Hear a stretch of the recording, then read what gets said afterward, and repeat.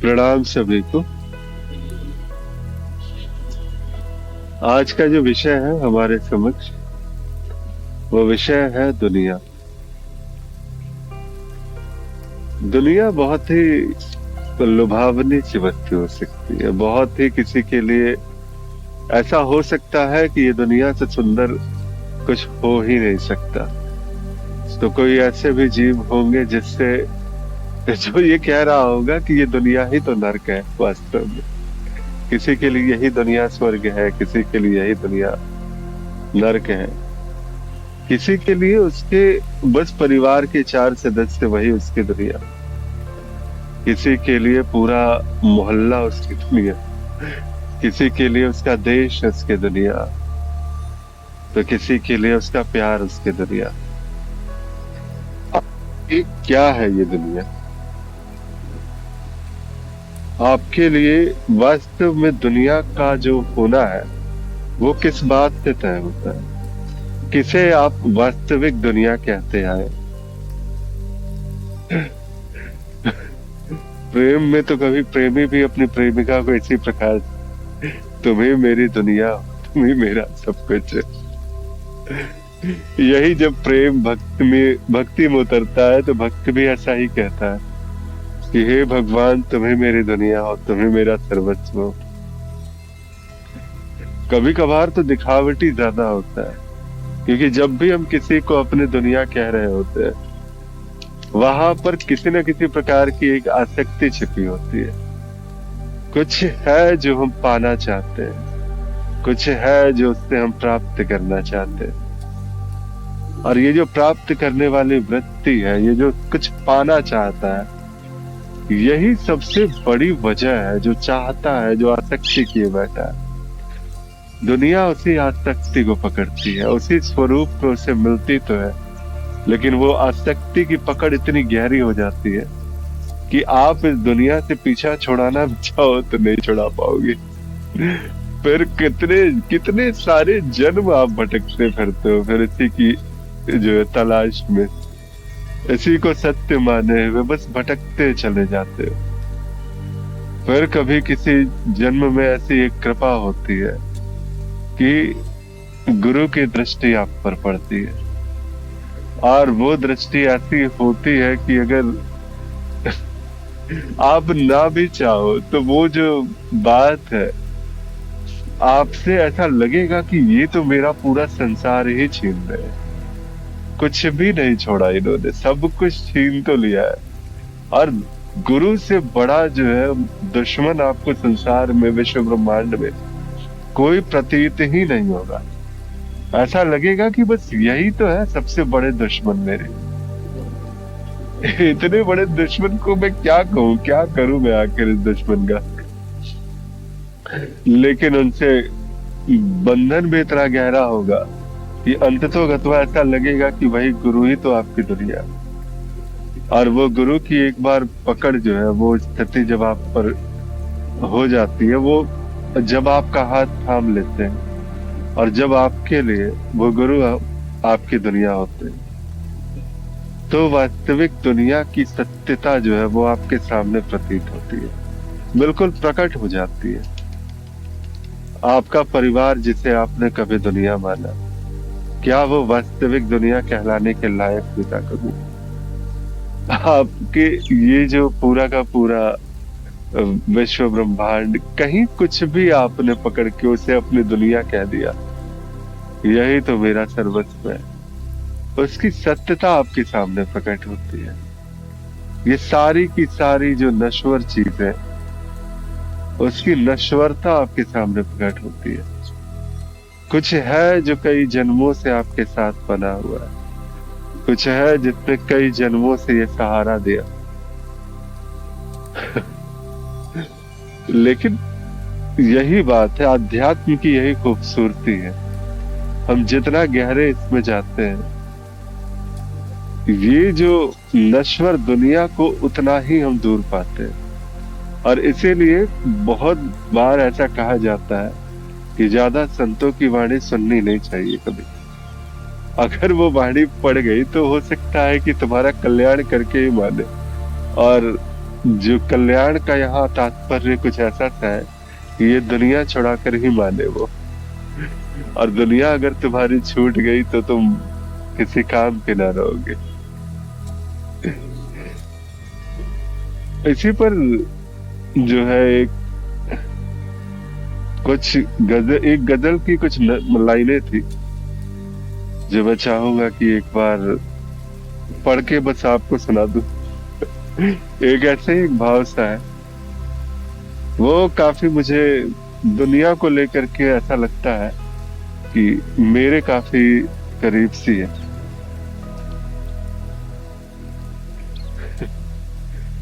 ये महलों, ये तख्तों, ये ताजों की दुनिया, ये इंसान के दुश्मन समाजों की दुनिया, ये दौलत के भूखे रिवाजों की दुनिया, ये दुनिया अगर मिल भी जाए तो क्या है। हर एक जिस्म घायल, हर एक रूह प्यासी, निगाहों में उलझन, दिलों में उदासी, ये दुनिया है या आलमे बदहवासी, ये दुनिया अगर मिल भी जाए तो क्या है। यहाँ एक खिलौना है इंसान की हस्ती, ये बस्ती है मुर्दा परस्ती, यहाँ पर तो जीवन से है मौत सस्ती, ये दुनिया अगर मिल भी जाए तो क्या है।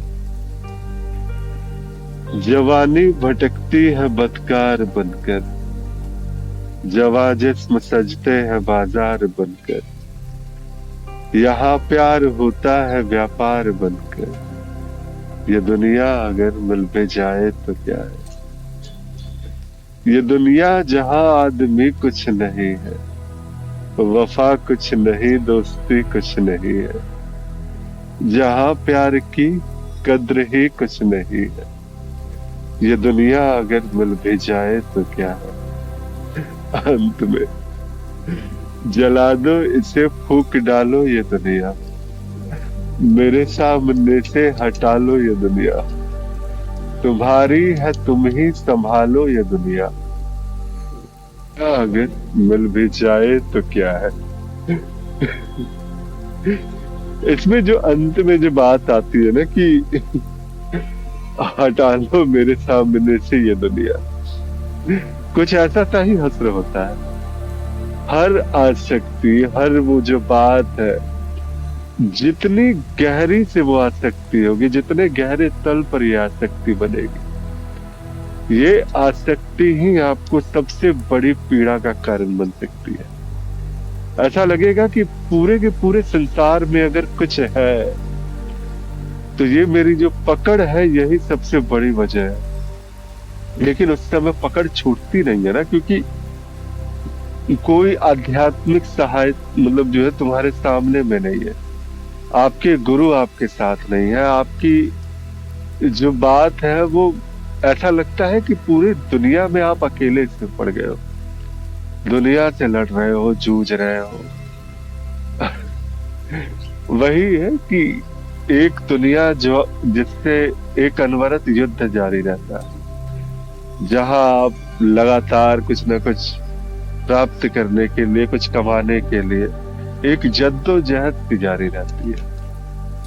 और वही दूसरी तरफ देखा जाए तो कुछ ऐसा सा है कि यहाँ पर वो जो जद्दोजहद है वो जिसके लिए की जा रही है वही आपकी दुनिया बने बैठे होते हैं। तो क्या है, किसे मानना चाहिए दुनिया, किस प्रकार से ये आसक्ति कैसे छूटे, मूल प्रश्न वो करना चाहिए। क्या है आपका मूल प्रश्न इस दुनिया को लेकर? क्या वास्तव में आप इस दुनिया को पकड़े रहना चाहते हैं? बार बार कहते एक ये है ना, पुनरपि जननम पुनरपि मरणम। और ये जो है बार बार ऐसा लगता है कि संसार में आना ही है तुम्हें, बार बार आओगे, बार बार जाओगे, ये तो चलता ही रहेगा ये खेल। बहुत सारी है ऐसी जो व्याख्याएं हैं संतों द्वारा अलग अलग प्रकार से दी गई। बार बार आओगे इसी संसार में तुम, बार बार संपत्ति अपार तुम कमाओगे। लेकिन वही चीज है, जिस समय मृत्यु आएगी तो क्या होगा आखिर? क्या ये संपत्ति तुम्हारे साथ जाएगी? क्या वो संसार जिसे तुमने स्वीकारा था वो संसार तुम्हारे साथ जाएगा? ये यात्रा तुम्हें स्वयं करनी है। तुम बस इस जीव के लिए जिम्मेदार हो जो इस यात्रा में आया। तुम्हें बस अपने उस अज्ञान का नाश करना है, उस बात को बस जान लेना है। ये सारा का सारा संसार, जो कुछ भी आपने देखा है, जो कुछ भी आपकी मान्यता थी, ये संसार कभी सत्य नहीं। ये संसार कभी वैसी बात नहीं जिसे तुम एक साथ, जिसे तुम मतलब कोई ऐसा जीवन है ही नहीं जैसे तुम जी रहे हो। ना ही कोई ऐसी मृत्यु है जो तुम्हें मार सकती है। तो फिर ये संसार कैसे सत्य हो सकता है तुम्हारे लिए? ये तो जीवन मृत्यु के बीच की एक घटना सी प्रतीत होती है। और जो स्वप्न की भांति जिसे कहा जाता है, स्वप्नवत है, बस एक रंगमंच की तरह से बस चले जा रहा है, एक पर्दे की भांति जिस पर सारे के सारे चित्र जो है अलग अलग प्रकार से प्रकाशित हो रहे हैं। ये संसार भी उसी पर्दे पर प्रकाशित है। तुम्हारा जीवन मरण उसी पर्दे पर प्रकाशित है। तुम्हारी सारी सोच उस पर्दे पर प्रकाशित है। कहीं कुछ भी नहीं है, ऐसा कुछ भी नहीं जो इस पर्दे से बाहर घटित हो रहा है।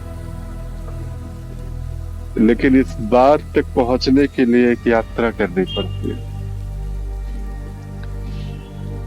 मैं किसी मार्ग का, किसी पंथ संप्रदाय का विरोध नहीं करता।